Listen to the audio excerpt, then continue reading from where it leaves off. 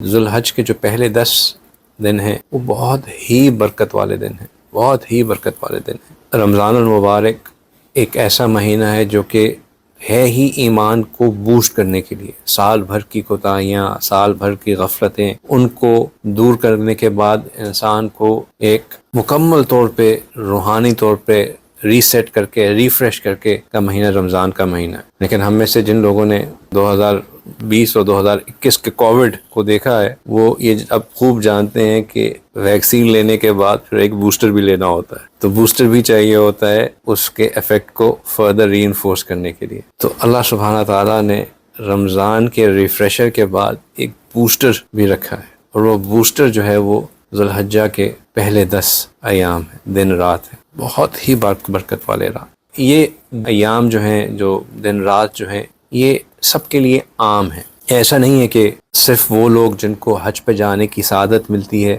یہ ان کے لیے خاص ہیں۔ یہ ان کی برکات، ان کی رحمتیں، ان ایام کی جو خصوصیات ہیں، جو ان میں ملنے والی فضائل ہیں، جو ان میں اللہ سبحانہ تعالیٰ کی ایک خاص رحمت متوجہ ہوتی ہے، وہ سب کے لیے عام ہے، چاہے وہ حاجی ہوں یا غیر حاجی ہوں۔ ان دنوں میں کچھ لوگوں کو ایک ایکسکلوسیو پریولیج بھی ملتا ہے، اور وہ پریولیج ہوتا ہے کہ اللہ سبحانہ تعالیٰ کے گھر پہ ان کو دعوت ملتی ہے کہ ان خاص دنوں میں ایک ہوتا ہے کہ ایک بادشاہ جو ہے وہ عام، مثال کے طور پر ہمارے ملکوں میں انڈیپینڈنس ڈے جو ہے وہ چھٹی کا دن ہوتا ہے، پوری قوم جو ہے وہ اس دن اپنے چھٹی منا کے، اپنے مختلف اسکولوں میں بھی فنکشنز ہو رہے ہوتے ہیں، اور گھروں میں بھی لوگوں نے جھنڈے سجائے ہوتے ہیں، سب خوشیاں منا رہے ہوتے ہیں۔ لیکن کچھ خاص خواص کو جو ملک کے لیڈرز ہوتے ہیں، پریزیڈنٹس ہوتے ہیں، وہ پریزیڈنٹ ہاؤس میں بلا کے ایک ترکیب کرتے ہیں، اور اس میں جو ہے وہ ان کو انوائٹ کرتے ہیں۔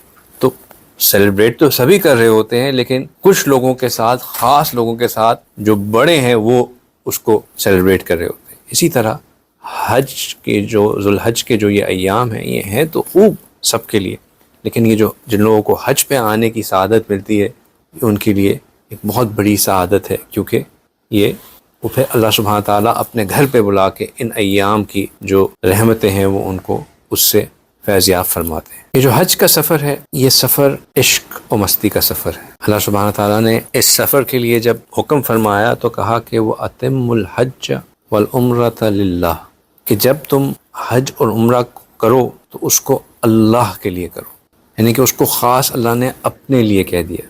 اگر غور کریں تو جس بندے نے بھی کلمہ پڑھا، اس کے اندر اللہ سبحانہ تعالیٰ کی کسی درجے تک تو محبت ہوتی ہی ہے، چونکہ اللہ پہ ایمان لانا اس بات کی ریکوائرمنٹ کرتا ہے کہ آپ اللہ سے محبت آپ کے اندر ہو، ورنہ ایک اندیکھی انجانی چیز کے اوپر یقین کر لینا اور اس کو اپنا ہر چیز مان لینا لاجکلی انسان کے لیے مشکل ہے۔ اس لیے ایمان جو ہے وہ وداؤٹ لاجک ہے۔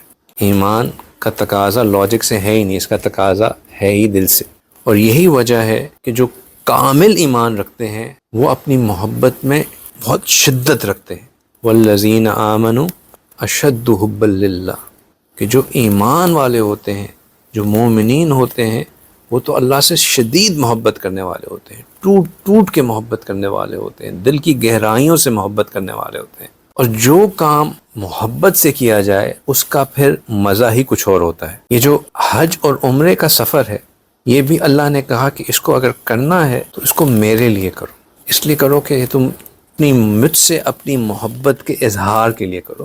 وَأَتِمُّ الْحَجَّ وَالْعُمْرَةَ لِلَّهِ، کہ میرے اللہ کو صرف اور صرف خالصتاً اللہ کو راضی کرنے کے لیے، اللہ کی رضا کو حاصل کرنے کے لیے۔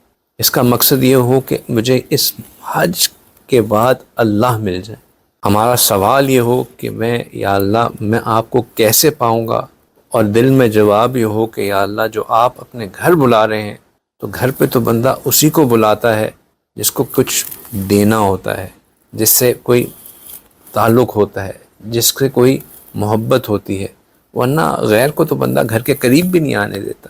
تو جب اپنے گھر پہ بلا رہے ہیں تو یا اللہ پھر مجھے تو آپ سے آپ ہی درکار، مجھے اور کچھ نہیں چاہیے، اگر کچھ چاہیے تو مجھے آپ سے آپ چاہیے، یا اللہ مجھے اپنا آپ دے دیجیے۔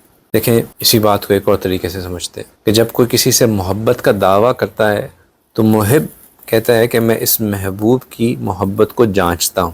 وہ کہتا ہے کہ لیٹ می ٹیسٹ کہ یہ واقعی اپنی محبت میں اتنا جو دعوے کر رہا ہے واقعی اس کے اندر کوئی دم بھی ہے کہ نہیں. تو اللہ سبحانہ تعالیٰ بھی ہمیں آزماتے ہیں.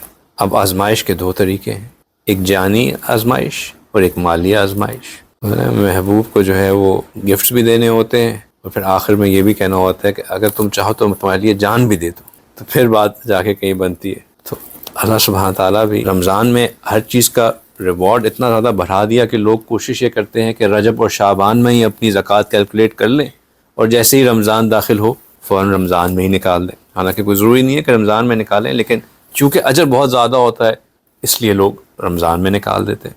تو سب سے پہلے تو ایک مالی آزمائش آ گئی. پہلی چیز یہ کہ اگر استطاعت ہے تو کیا اب میرے لیے مالی قربانی دینے کے لیے تیار ہو کہ نہیں. پیپر نمبر اے. جب پیپر نمبر اے میں جو کامیاب ہو گئے سو ہو گئے، لیکن ساتھ ہی پیپر نمبر بی بھی آ گیا. پیپر نمبر بی کیا ہو گیا کہ اب ذرا جانی امتحان. رمضان کے اندر ریسٹرکشنز آ گئی، کھانا پینا ریسٹرکٹ، ازواجی تعلقات ریسٹرکٹ، رات کو قیام اللیل، پھر سحری کے لیے اٹھنا، ریسٹرکشنز. آپ کی پوری جو کلاک ہے وہ ڈسٹرپٹ ہو گئی. تو اب جس شخص نے رمضان کو بھی خوب جان لگایا، روزے بھی رکھے، اپنے آپ کو باقی جن چیزوں سے روکا ہوا ہے ان سے بھی روکا، قیام بھی کیا، سحور بھی کیا، سب چیزیں اپنے موقع کے مطابق کی، تو اس نے خوب جو ہے وہ جانی قربانی دی.